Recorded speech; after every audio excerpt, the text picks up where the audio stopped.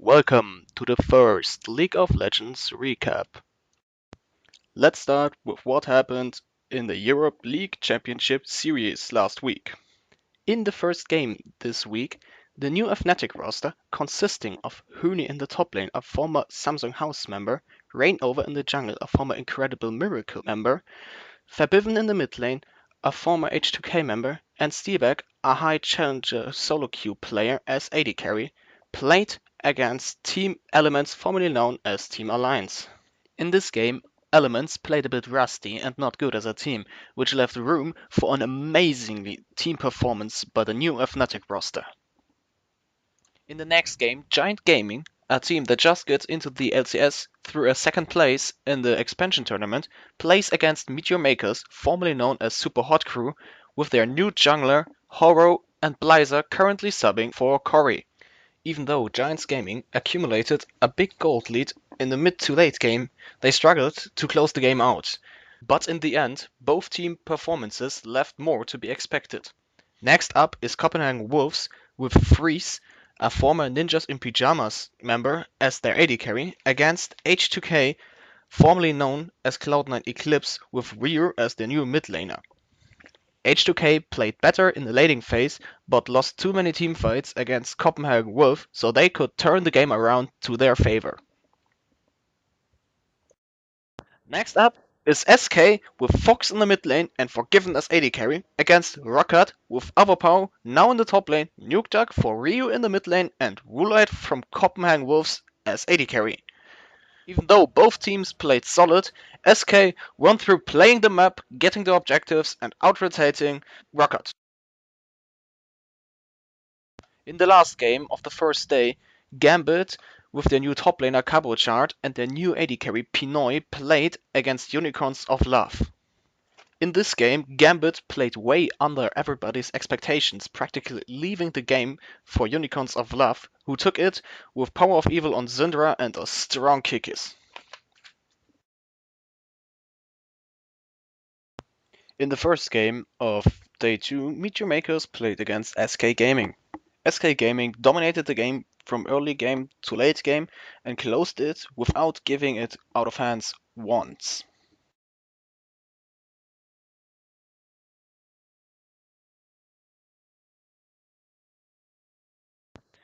In the next game, Giants Gaming vs Copenhagen Wolves, Willie B, the top laner of Giants Gaming, showed in his second Jax game that he is a force to be reckoned with, and with the help of his mid laner and jungler, closed the deal finally. The third game that day was Gambit vs Rocket. Here, Rocket just outlaned and outshined Gambit in nearly every aspect, and thus won the game quite easily. In the next match, Fnatic plays versus H2K. Here, Fnatic again shows their amazing individual performances and also a better decision making, and thus proving their strength and winning the game. In the last game of the day, Unicorns of Love play against Elements. After a fairly even early game, Elements get their game on and start taking the game step by step until they finally win. Let's head over to the North American League Championship Series.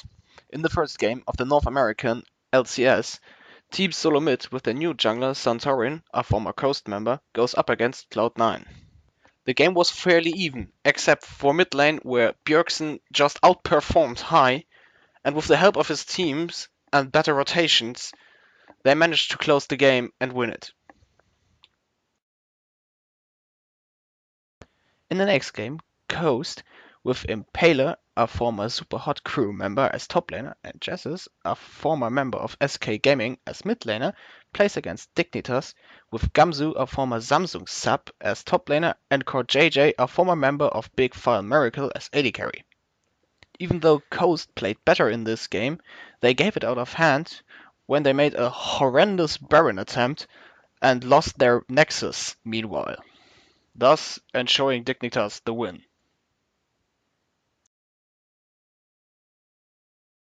In the third game, Team Winterfox, formerly known as Evil Geniuses, with Flares subbing for Avalon in the top lane, Short Ace subbing for Helios in the jungle, and Glebe subbing for Imagine as support, played against Gravity, formerly known as Curse Academy. Winterfox outperformed Curse Academy on such a level that one might say Curse Academy got crushed, even though they had 3 subs in their team.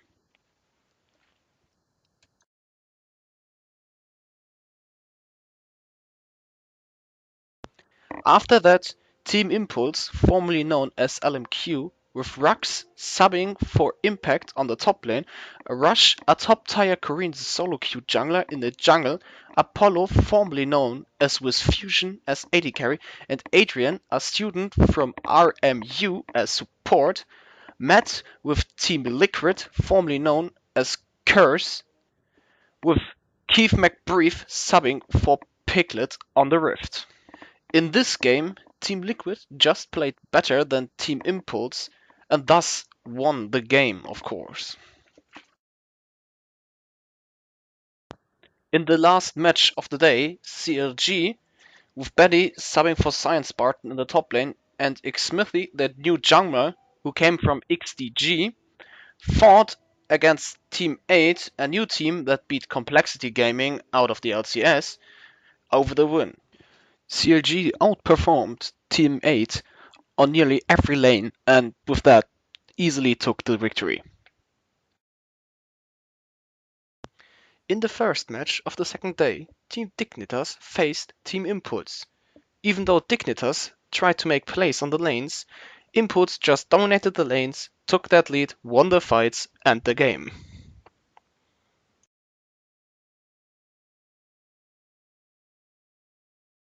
In the second game of the day, Team Coast plays against Winterfox. Here, Coast builds up a gold lead through the top lane and takes that lead to win the game.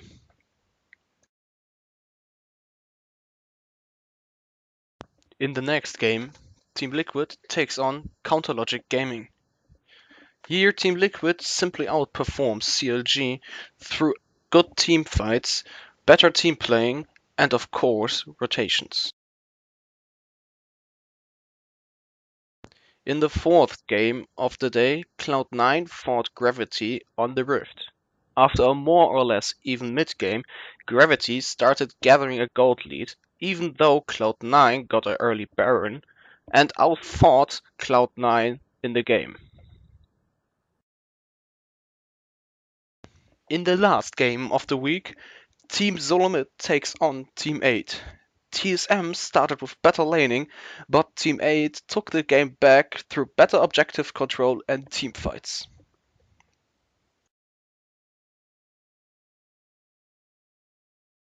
That's it for this week's LoL-Recap. I'll see you next week again. If you somehow enjoyed this video, feel free to comment or subscribe. Anyways, thanks for watching.